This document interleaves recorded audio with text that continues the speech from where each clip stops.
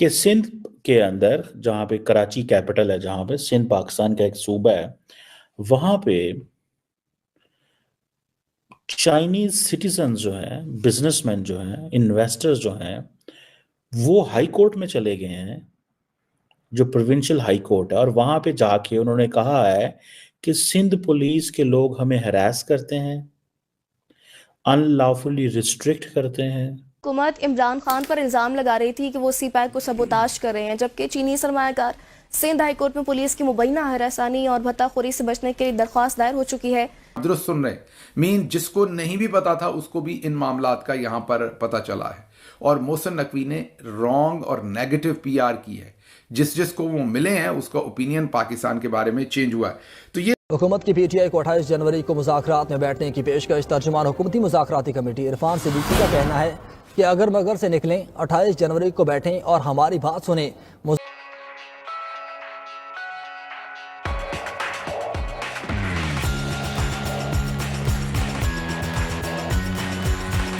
Extortion money लेते हैं और कहते हैं कि पुलिस के लोग कहते हैं आप बाहर नहीं जा सकते, आपको खतरा है।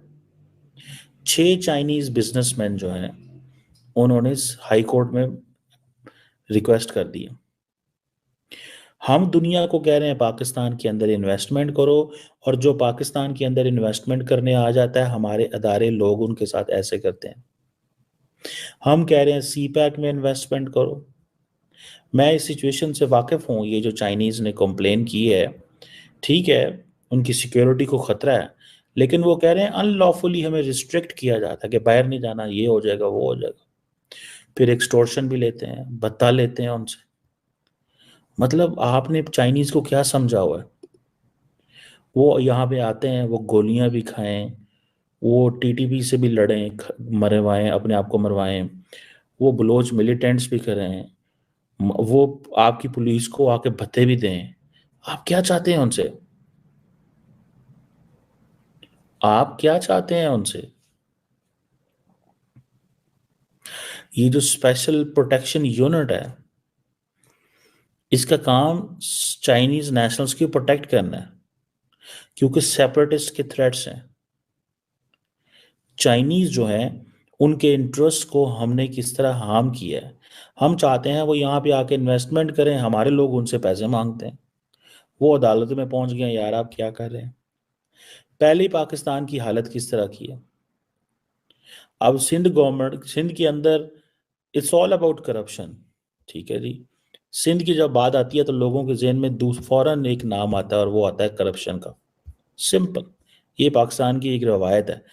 When it's Sindh it means corruption. और ब्राइब्स कितनी देनी पड़ती है पुलिस को? 20 से 50,000।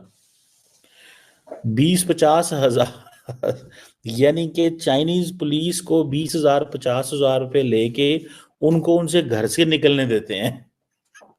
यानी कि एक बंदे को मैंने अपने घर पे सिक्योरिटी पे खड़ा किया हुआ है, वो मुझे कहे सर आपकी जान को खतरा है, आपने बाहर नहीं जाना। मैं कहता चलो 20,000 ले लो। कहता चलो ठीक है 20,000 दे दो, आप ठीक है मुझे बाहर जाने दो।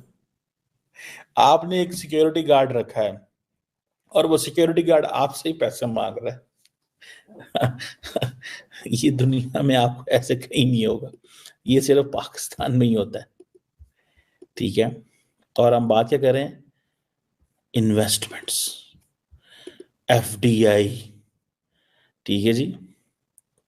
अब पाकिस्तान के अंदर मैं जस्ट सोच रहा था foreign direct investment, foreign direct investment के लिए हम भाग रहे हैं। सऊदीज को नॉक करते हैं, अमारातीज, यूरोपियन यूनियन। अभी हमारे फाइनेंस मिनिस्टर डेवोस में थे, वो भी वहां पे वही बात कर रहे थे, आए पाकिस्तान के अंदर इन्वेस्टमेंट। कैसे इन्वेस्ट करो यार? बलूचिस्तान जाएंगे तो गोलियां मारते हैं, खैबर पख्तूनख्वा में जाएं तो टीटीपी मारती है, कराची जाएं तो एक्सटॉर्शन पैके देने पड़ते हैं, वहां पे पुलिस लेती है, ब्रोक्रेसी कुछ करती नहीं है।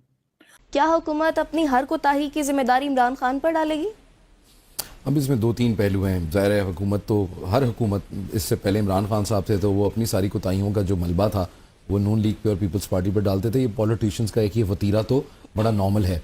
अब आपका ये जो सवाल है इसके ऊपर ज़रा जो है ना नज़र डालते हैं कि क्या इमरान खान सीपैक के प्रोजेक्ट को सबोताज कर रहे थे? मेरे ख्याल में बिल्कुल कर रहे थे, क्योंकि वो एक डिफरेंट मैटर है। उसमें यह है कि he was not in a very good friendly terms with the Chinese politicians as well as the Chinese diplomats here. उनको एक बहुत नॉन सीरियस एटीट्यूड दिया गया. उसके बाद उनके ज़माने के अंदर जो सी पैक की रोड नेटवर्क का सारा मामला था उसको बैक बर्नर के ऊपर डाला गया. अथॉरिटीज़ बनाई गई. अथॉरिटी लेकिन सलमान साहब, मेरा सवाल यह है कि पुलिस जो भत्ताखोरी ले रही है उसको कौन कंट्रोल करेगा? बिलावल भुट्टो साहब नहीं करेंगे? मैडम, गुजारिश आप मेरी पहले जवाब अगर सुन लेती तो आपको इसका जवाब मिल जाता. लॉ एंड ऑर्डर एक मुख्तलिफ मामला है. स्ट्रैटेजिक पॉलिसी और जियोपॉलिटिकल पॉलिसी और आपके इकोनॉमिक मामलात एक अलहदा मामला है. दो मुख्तलिफ चीज़ें ना. लॉ एंड ऑर्डर ये है कि फतहखोरी हो रही है. जो आज चाइनीज़ गए हैं आपके सिंध हाई कोर्ट के अंदर, वो यकीनन उनकी जो सिंध गवर्नमेंट है उससे जवाब तलबी होनी चाहिए. और गालिबन जो चीफ जस्टिस हैं सिंध हाई कोर्ट के, उन्होंने उनकी बड़ी सर्जनिश भी की है और उनसे जवाब जो है वो तलब किया है. ये लॉ एंड ऑर्डर का मामला है. जो सी पैक को सबोताज करना है वो बड़ा प्लान था, वो एक लार्जर पिक्चर थी जिसका इल्ज़ाम गवर्नमेंट इस वक्त की मौजूदा जो है वो इमरान खान साहब के ऊपर जो है वो डालती है. हैविंग सेड दैट, जो हमारे चाइनीज़ इंजीनियर्स हैं, ये जो चाइनीज़ वर्कर्स हैं, उनके लिए हमारे पास डबल प्रोटेक्शन शील्ड होनी चाहिए. नंबर एक तो ये कि वो हमारे मुल्क के अंदर आए हुए हैं, हमारे मेहमान हैं और बहैसियत मेज़बान ये हमारी जिम्मेदारी है कि हम उनकी हिफाजत करें. दूसरा जो मामला है कि दे आर कंस्ट्रक्टिंग इन पाकिस्तान, वो पाकिस्तान की तरक्की के अंदर, प्रॉस्पेरिटी और खुशहाली के अंदर कंट्रीब्यूट कर रहे हैं. इसमें ये जो आप लॉ एंड ऑर्डर की बात कर रही है ना मैडम, कि सिंध हुकूमत को जो है मौरद इल्ज़ाम ठहराना चाहिए. अगर आप रीसेंट पास्ट के अंदर देखें, अब इसको मैं सी पैक से और बाकी चीज़ों से मुंसलिक नहीं कर रहा, रीसेंट पास्ट में अगर आप देखें तो जो आपकी बलोच लिबरेशन आर्मी BLA के जो ऑपरेशंस हैं और जो आपकी बाकी बैरूनी ताकतों की मदाखलत पाकिस्तान के अंदर with respect to Chinese engineers है, वो बहुत ज़्यादा तेज़ हुई है. अगर आपने गुज़िश्ता सालों के अंदर देखा हो तो चाइनीज़ इंजीनियर्स को स्पेसिफिकली टारगेट करके जो है वो हिट किया गया.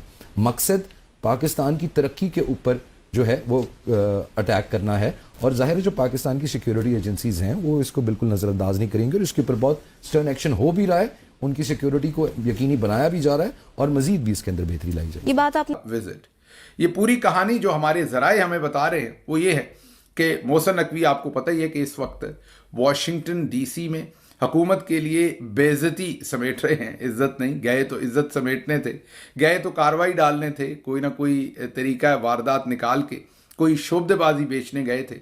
और सुनने में आया है कि बड़े साहब ने उन्हें भेजा था, मीन जनरल आसिम मुनीर साहब ने, वो पाकिस्तान के 24 हाई रैंकिंग ऑफिशल्स, जिसमें मैं आपको कंफर्म कर सकता हूं कि मोहसिन नकवी का नाम भी है, जो अभी बातचीत चल रही है, उन पर सफरी और कारोबारी पाबंदियां लगाने का सोच रही है.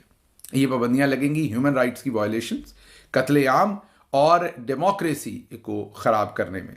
पहली दफ़ा बात की है और $600 अरब ऑफर किया है. तो सदर ट्रंप उस पर खुश नहीं है. वो कहते हैं $1 ट्रिलियन और साथ कहते हैं कि तेल की कीमतें कम करो.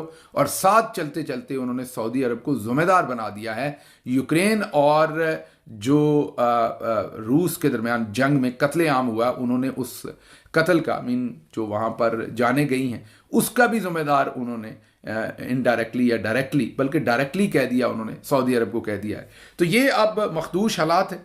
और इसमें ये जो 24 हाई रैंकिंग है, इसमें जाहिर है जो ड्राफ्ट के ऊपर गौर हो रहा है और इस ड्राफ्ट को जो लेजिस्लेटर है अमेरिका के वो गौर कर रहे हैं. ये मैं आपको कंफर्म खबर दे सकता हूँ कि लेजिस्लेटर जो है अमेरिका में, मैं जानबूझ के नहीं बता रहा कि किस तरह के, लेकिन आप अवामी नुमाइंदे जिन्हें कहते हैं, मैं इतना बता सकता हूँ सिर्फ फिलहाल आपको, जो अवामी नुमाइंदे हैं चंद, उन्होंने आपस में मीटिंग की है और अब एक ऐसी ख़त और फिर जो रेजोल्यूशन में बदलेगा वो आएगा जिसमें जनरल आसिम मुनीर साहब और दूसरे लोगों के नाम होंगे जो इस सारे तशद्दुद और जुल्म में शामिल हैं कि उनके ऊपर ये पाबंदियाँ लगाई जाएं. ये बहुत मेजर खबर है और इम्तियाज़ गुल साहब ने दी है.